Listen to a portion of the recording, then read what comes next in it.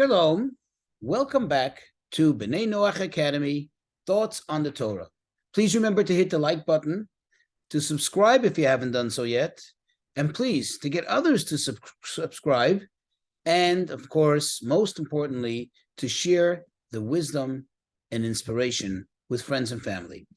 Well, if you look into the book of Exodus, chapter 30, verses 11 and 12, and on, it describes the commandment of giving the half shekel, which is, as in God's words, he says, when it comes to take the census of the children of Israel, and each person should give, well, in some of the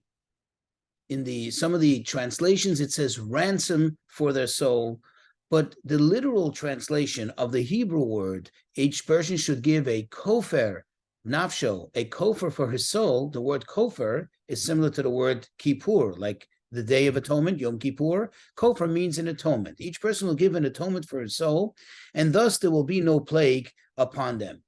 So in other words, plain and simple, you give money, whatever the money over here is, it happens to be a half shekel, and that will serve as an atonement.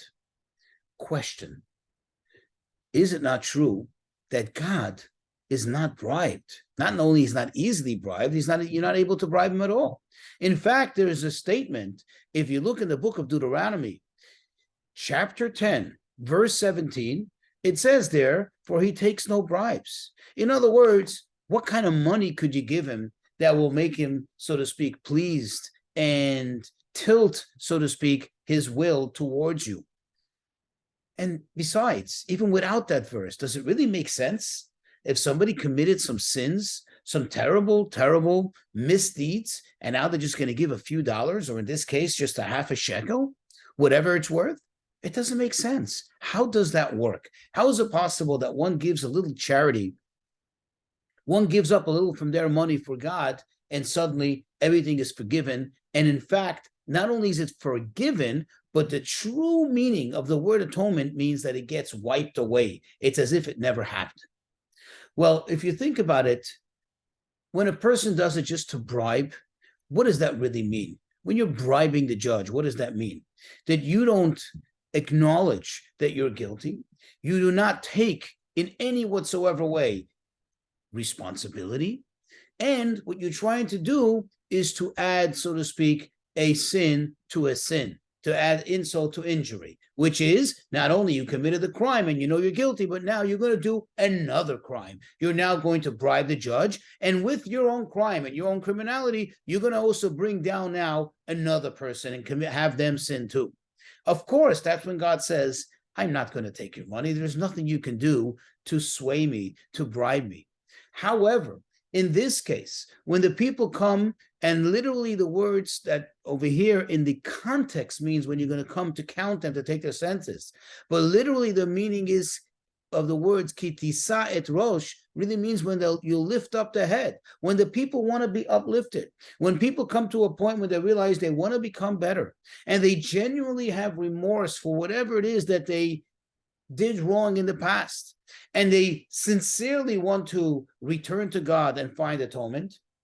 That's when God says, it's okay, give some of your money, give some of your wealth towards godly purposes, whether it's to build a temple, whether it's to help others, whatever it may be. When you allocate that money towards godly purposes, you're giving a part of your life, and you're now elevating it, and through it, it is going to elevate you. It's going to, quote, lift up your head and put you in that census.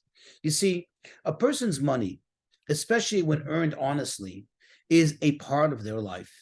In fact, the biblical Hebrew word for money is the same for blood. Damim means money. Dam is blood. Damim is plural for blood. Thus, it tells us there's an inherent connection between money and blood. In fact, if you think about it, if a person earns their money honestly, they've put in their sweat and blood into that. Whatever job, whatever type of means they have in earning their living, they've actually put in their energy, their soul, their whole being into making that money. Moreover, with that money, potentially, they would have been able to secure means of sustenance to keep them alive. Technically speaking, those few dollars you give to charity, had you been hungry now, had you been stranded somewhere, and you needed to eat in order to keep body and soul together, this would have been the money with which you could have kept yourself alive. Instead, you take that part of your life and give it away for others. So in short, this works not when you're doing it as a means of bribery, but this works when you're doing it as a means of lifting yourself up. Now, in addition to your remorse for the past and your desire to uplift yourself and get closer to God, now you give some of your own money towards a godly purpose, whatever it may be. Now that, says God, serves as an atonement.